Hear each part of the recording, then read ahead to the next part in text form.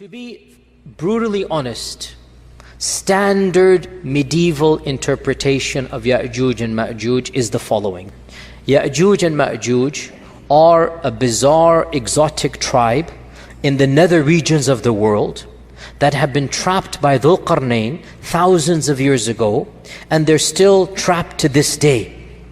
The notion that Ya'juj and Ma'juj are a living tribe, blocked to this day behind the wall that was built 4,000, 5,000 years ago. That wall miraculously is still there. People can see on the one side, and on the other side you have these savages that Allah knows how they're eating, drinking, replicating, whatnot, and they're still there for eons and eons and eons. This is the standard interpretation of our scholars of the tradition, not of the Quran and Sunnah. You understand what I'm going to get at, okay? We don't blame them. In their time frame, the world was unexplored.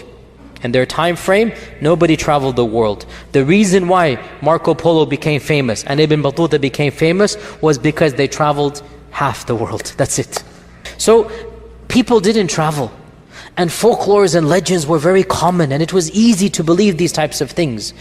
It's not surprising that our medieval scholars believe this type of stuff.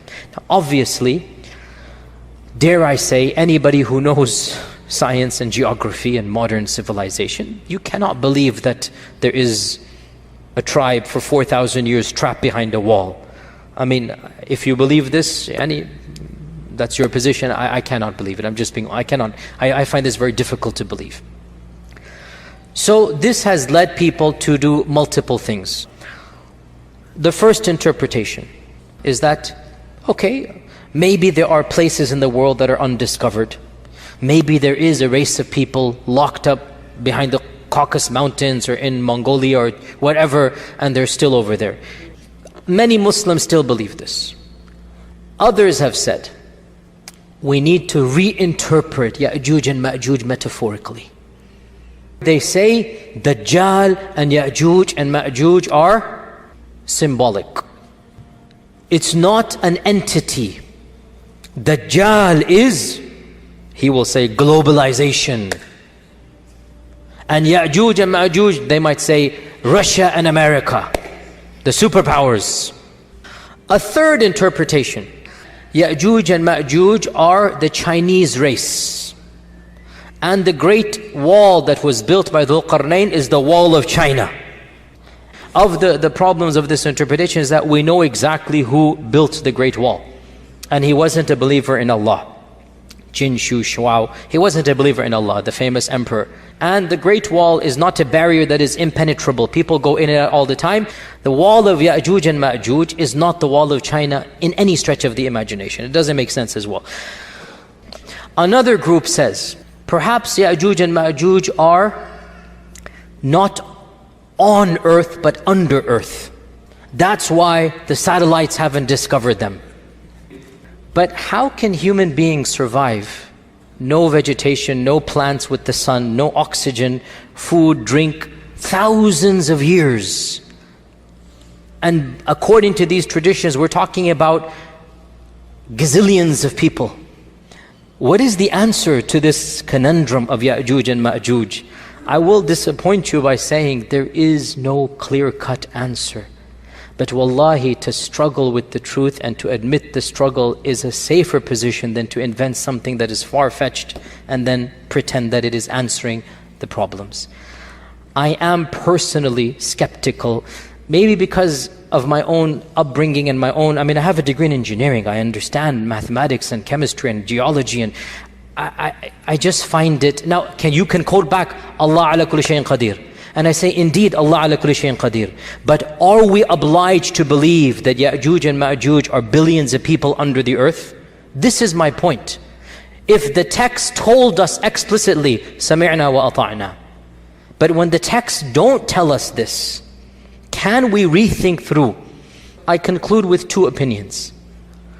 The first of which is plausible, the second of which is even embarrassing to mention, but I will mention it. As for the plausible one, Allah knows best. Perhaps this notion of a living tribe of Ya'juj and Ma'juj is not correct. Because if you look at all of the traditions, there is only one tradition that is in Tirmidhi with one isnad that mentions the Ya'juj and Ma'juj are daily digging. And every single day they're told to go back. All the other traditions don't mention a living Ya'juj and Ma'juj. I did my research for this because this is problematic, and I have to say I was relieved to find classical scholars, some of them did problematize this hadith. Ibn Kathir amongst them, who said that this tradition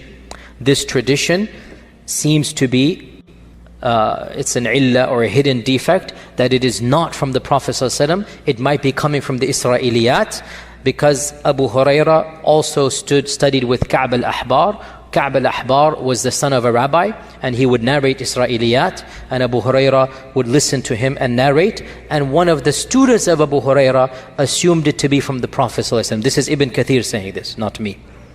And this is what I firmly believe, simply because it is highly problematic to posit that there are billions of people somewhere in today's world clawing away. So the first interpretation is that Ya'juj and Ma'juj are a group of people that will come towards the end of times. And they will wreak havoc and do this and that.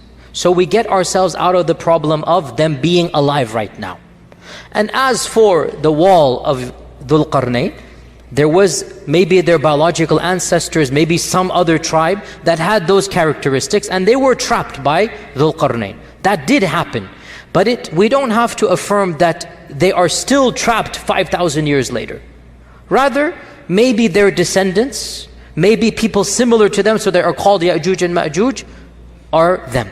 This is the first interpretation. And I am very sympathetic to it, and it solves many of our problems. There is another interpretation which I hesitate to even verbalize. And I will tell you honestly, this is not mine.